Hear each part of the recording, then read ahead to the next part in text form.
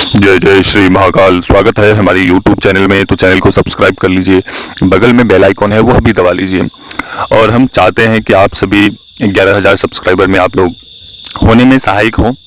इसी कामना के साथ आज हम आप सभी को एक ऐसी क्रिया, एक ऐसे प्रयोग में बता रहा हूँ जिसके माध्यम से आप किसी भी शत्रु का उच्चाटन कर सकते हैं, किसी भी शत्रु के मन को बदल सकते हैं, किसी भी शत्रु के मन को उच्चाटित कर सकते हैं। अगर कोई भी शत्रु आपके पीछे पड़ा है तो उसके लिए हम यह प्रयोग बता रहे हैं।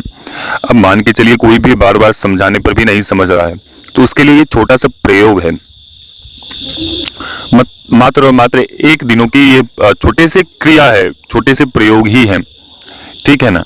तो करना क्या है, आपको सबसे पहले आपको एक स्थान का चुनाव करना है घर से बाहर, ठीक है। और इसमें केवल आपको शाही के आपको एक कांटे लेने हैं। जो शाही होते हैं ना, शाही, उसके कांटे लेने हैं और एक नींबू लेने हैं। अगर संभव हो तो आप पुतले भी बना सकते हैं, अगर संभव ना हो तो आप शत्रु समझकर नींबू पर यह क्रिया कर सकते हैं, ठीक है। तो एक शमशान हो या एकांत स्थान हो, अगर शमशान है एकांत वाला तो वो सर्वोत्तम है, उचित है, अच्छा है। तो कैसे करने हैं वो मैं बता देता हूँ। सबसे पहले बात तो हमारे द्वारा सभी को गुरु मंत्र दिए जाते हैं, ठीक है। सबसे पहले गुरु मंत्र करना है और शरीर कीलन कर लेना है। उसके बाद आपको इस क्रिया पे बैठना है। वहां पर आपको एक माला, जो हमारे द्वारा मंत्र बताए जाएंगे, शत्रु उच्चाटन के मंत्र होते हैं, वो आपको करने हैं। उसके पश्चात आपको 21 बार उस नींबू को भी अभिमंत्रित करने हैं और जो शाही के कांट आपने लिए हैं उसको भी अभिमंत्रित करने हैं, ठीक है। ये करने के पश्चात आप वहां पे करना क्या है कि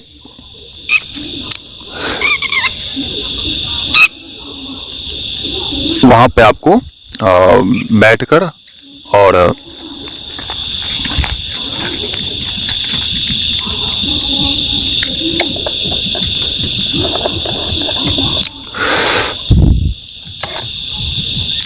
बैठकर आपको करना क्या है कि वो जो नींबू लिया है, नींबू को आप उसमें निकाल देना है। नींबू के अंदर वो प्रवेश करवा देना। वो जो शाही के कांटे हैं उसको आपको नींबू के अंदर डाल देने हैं, ठीक है।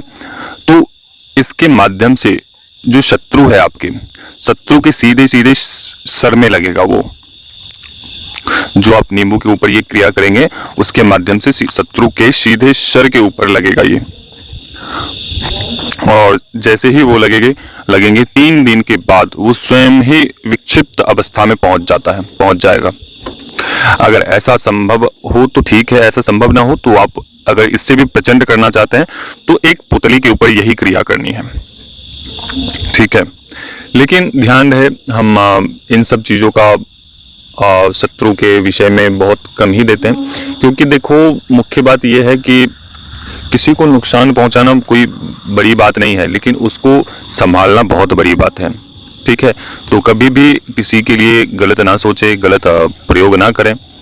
इसी के चलते हम सभी से कहते हैं कि शत्रु मारन करने से पहले या शत्रु को इस प्रकार से करने से पहले 100 बार सोचें। इस प्रयोग को करने से पहले या कोई भी प्रयोग करने से पहले 100 बार सोच लें, उसके पश्चात ही आप किसी भी प्रयोग को करें, ठीक है। तो ऐसे सामान्य सा प्रयोग है और इसके प्रभाव केवल 3 साल तक मात्र रहते हैं, ठीक है। 3 साल, 1 साल, 3 साल से अधिक नहीं रहते हैं इसके प्रभाव, ठीक है। तो ये थे प्रयोग शत्रु उच्चाटन के।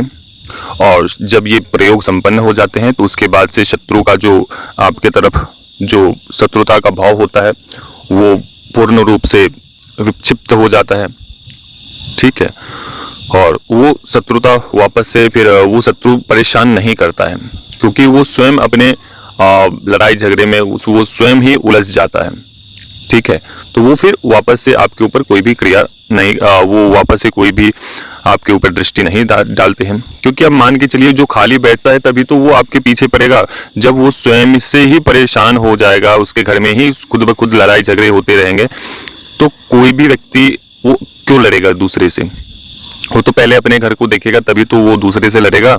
तो ये उच्चाटन प्रयोग है जिसके माध्यम से आपके शत्रु जो भी होंगे वो स्वयं अपने परिवार में वो लड़ाई करेंगे, झगड़ा करेंगे और परेशान उसी में रहेंगे। ठीक है ना? तो ये शत्रु उच्चाटन के प्रयोग थे, वो मैंने बताए। तो वीडियो अच्छा लगे तो आप लोग सब्सक्राइब कर लीजिए चैनल को, और 11,000 सब्सक्राइबर होने में सहायक बने। तो अनुमति दीजिए। जय श्री महाकाल, जय महाकाली, जय भैरव।